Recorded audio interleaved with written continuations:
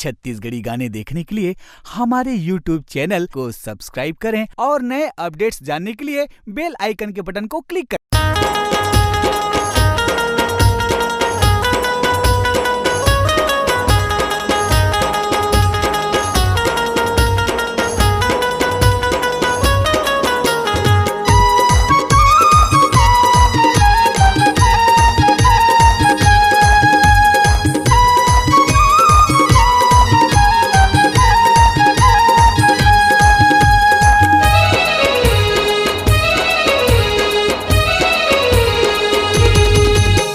रायपुर वाले टूरी के फूले फूले गाल मोला बैहा बना दिचरे। रायपुर वाली टूरी के फूले फूले गाल मोला बैहा बना दिचरे। मोला बैहा बना दिचरे, मोला पगला बना दिचरे, दीवाना बना दिचरे। रायपुर वाली टूरी के फूले फूले गाल रतुर बैहा बना दिचरे।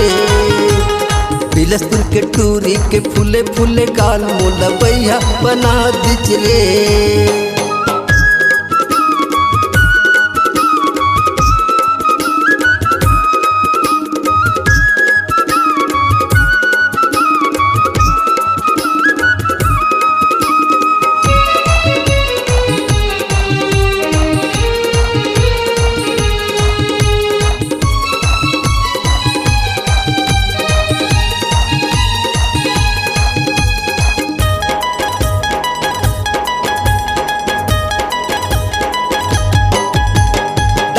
बला के टूरी सूजी लगवा डेर, डॉक्टर बला के टूरी सूजी लगवा डेर। बैगा बला के टूरी तल्ला फुकवा डेर, बैगा बला के गोरी तल्ला फुकवा डेर।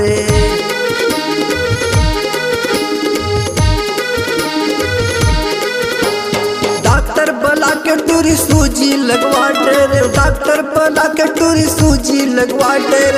बैगा बला के टूरी तल्ला फुकवा डेर, बैगा बला के टूरी तल्ला फुकवा डेर।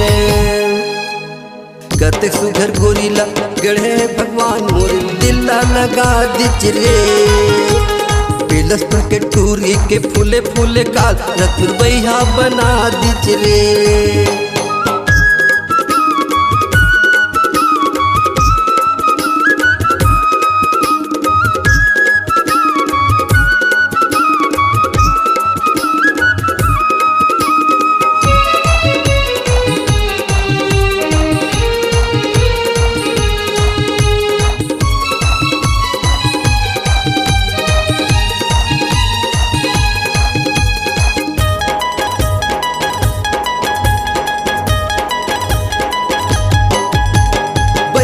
बना दीजे खरे आँखी के काजर है, बैहा बना दीजे आँखी के काजर है। सपना देखा दीजे खर गोरी गाल मॉडल है, सपना देखा दीजे खर गोरी गाल मॉडल है।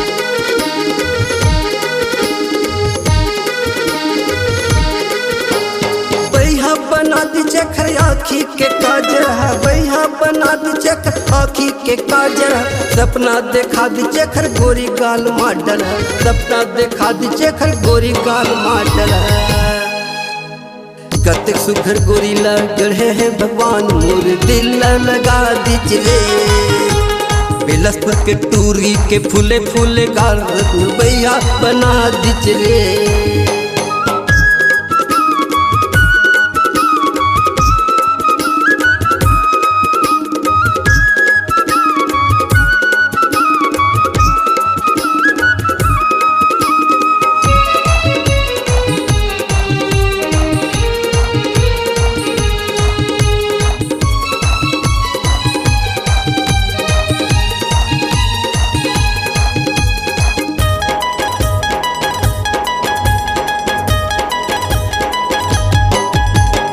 फैशन लगाए गोरी रेंगिज गली फोरमा, फैशन लगाए गोरी रेंगिज गली फोरमा।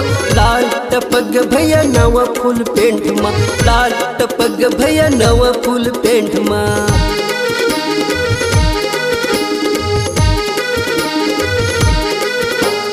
फैशन लगाए गोरी रेंगिज गली फोरमा, फैशन लगाए गोरी रेंगिज गली खोर माँ लार टपके संगी नवा फुल पेंट माँ लार टपके संगी नवा फुल पेंट माँ अके सुघर गोरी लग गए हैं भगवान मोरे दिल लगा दिच रे बेलसपुर के टूरी के फूले फूले गा मोला बैहा बना दिच रे मोला बैहा बना दिच रे मोला पगला बना दिच रे दीवाना बना दिच रे बेलसपुर के टूरी के फूले फूले गाल मोला बैहा बना दिच रे बेलसपुर के टूरी के फूले फूले गाल रतुल बैहा बना दिच रे बेलसपुर के टूरी के फूले फूले गाल रतुल बैहा बना दिच रे पागल बना दिच रे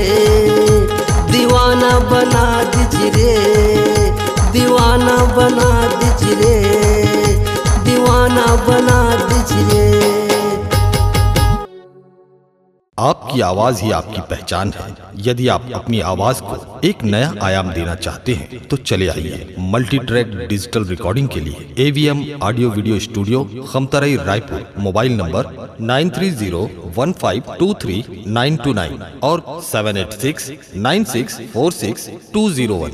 यदि आप नए एवं पुराने गीत सुनना चाहते हैं तो avmgana.com में जाकर गाना फ्री डाउनलोड करें और YouTube चैनल में AVM गाना और KK कैसेट्स को सब्सक्राइब करें।